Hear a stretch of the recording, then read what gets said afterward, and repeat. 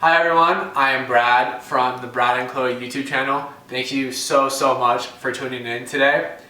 After a few inquiries, we decided to make a decision flowchart for the best way to invest towards FI, calling it the investing order of operations. As you may have guessed from previous content or from this channel, it is heavily geared towards house hacking because we just think that is such a powerful way to accelerate your wealth building towards financial independence, FI. And so just keep in mind that this is just our opinion and there are many different ways to get to FI.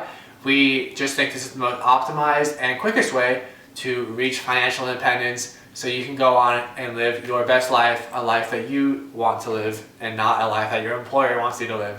So with that being said, let's jump into it, guys. The first thing you're going to want to evaluate with your financial situation is your debt. So in this case, we decided to use 5% as a threshold and also define bad debt as anything above 5%, but also anything that's not a mortgage, because we don't think paying off your mortgage is really the best way to achieve financial independence, especially early on in your wealth building career.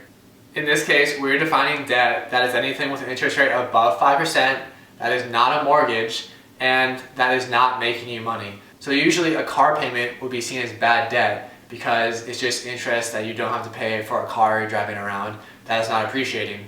But let's say, for example, that you use this car every day on Uber and that makes you more money than goes out the door each month, then that is technically considered an asset, and that is up to your discretion whether to pay that off or not.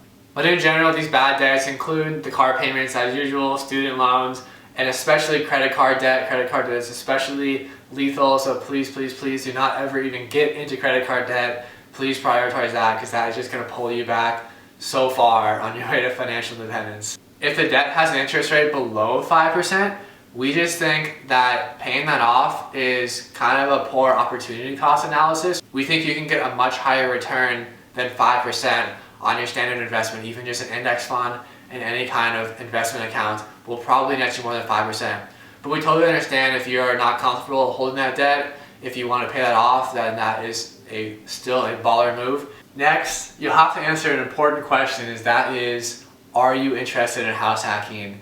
Of course, this is a big decision to answer, and we really hope that you guys choose yes, because it is so powerful for so many reasons. You get to live for free, you get to have an appreciating house, you get to pay down a loan, you get all the tax benefits, and you get cash flow potentially. So there's really just so many reasons why we love house hack. We totally understand that there are plenty of circumstances where house hacking doesn't make sense, but we do believe that most of you guys watching totally are able to house hack, and the only reason you're not is because of some minor excuses you have in your head that are really holding you back. So please evaluate those excuses and let us know, because they are valid and many people have them. Really just try to get beyond those doubts that are holding you back, because there really is some true power in house hacking financially.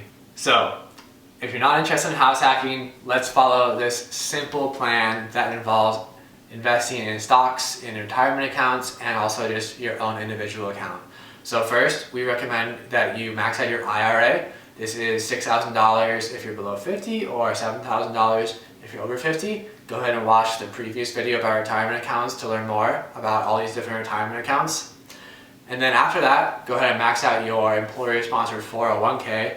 But with all of this, remember, always take the employer match. It is free money. There's no reason not to take it. And then once you do those two baller moves, you're set. I mean, that's at least $25,000 per year compounded annually. That's going to set you up nicely, especially if you're starting young, like in your early 20s or late teens even. After that, if you still have more to invest, then good for you. And there's really a lot of options here. So the simplest way, besides just tucking this money away under your mattress, which we never recommend, is to open up a simple individual investment account like on Wealthfront or M1 Finance, E-Trade, Fidelity, Vanguard. There's a lot of options. And you can just invest in a regular taxable account. This money will have capital gains if you sell, dividends will be taxed, so just keep that in mind. Now, while it is probably the simplest option and most in line with your retirement account investing, there are plenty of other options. So if you're still interested in real estate but you don't want a house hack, then you can just save up for a traditional rental property. You can do what's called a BRRRR strategy. Go ahead and look that one up, or if you want me to explain it, let me know, I'll make a video about it.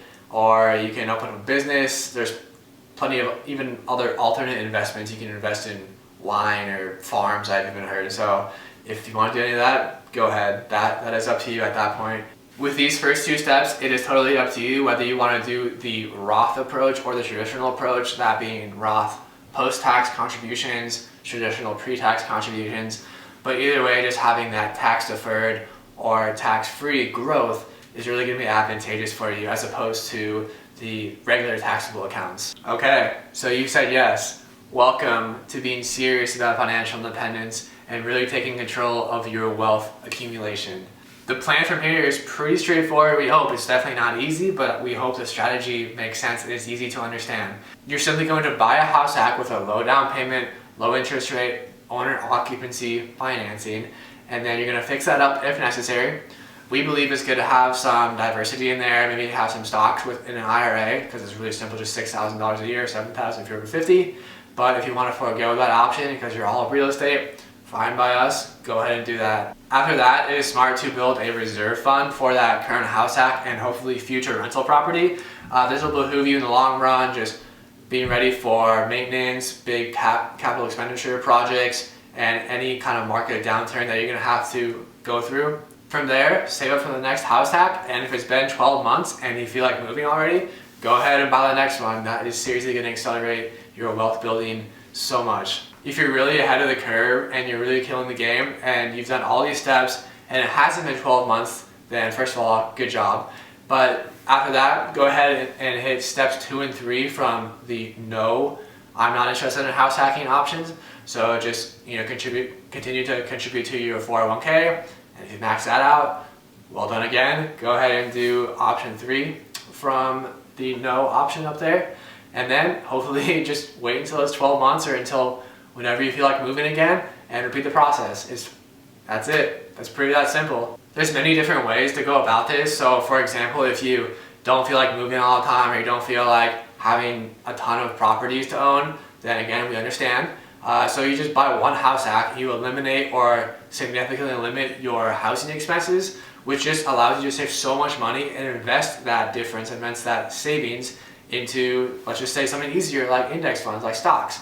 So you can take all these savings back to your 401k, your IRA, and then whatever other investments you want to do from there. So again, just buying at least one house hack sets you up so nicely because you don't have that huge expense, which is either rent or your mortgage, that really holds you back paying anywhere from like, I don't know, $1,000 to $3,000 a month. And having that back to invest is really going to compound over time very nicely for you, and you will still reach financial independence very quickly if you just simply buy one house hack, live for free or close to free, and then invest that savings. We hope this flowchart makes sense to you and simplifies your decision-making process, because I know there are just so many things you hear about what should you do and what should you not do. And because we know there are so many different options, we realize that obviously this is not the only way. So please, please, please comment or reach out to us on Instagram or anywhere you can find us, and please let us know what you think. We'd love to hear your different viewpoints on how maybe you've reached financial independence or how you're approaching it. We really like all the different takes we can get on this. Don't forget to smash the like button, guys. Remember that thumbs up likes being blue instead of gray. It's a very important detail there. Thank you guys so much for watching, and we'll see you guys in the next video. Have a great day.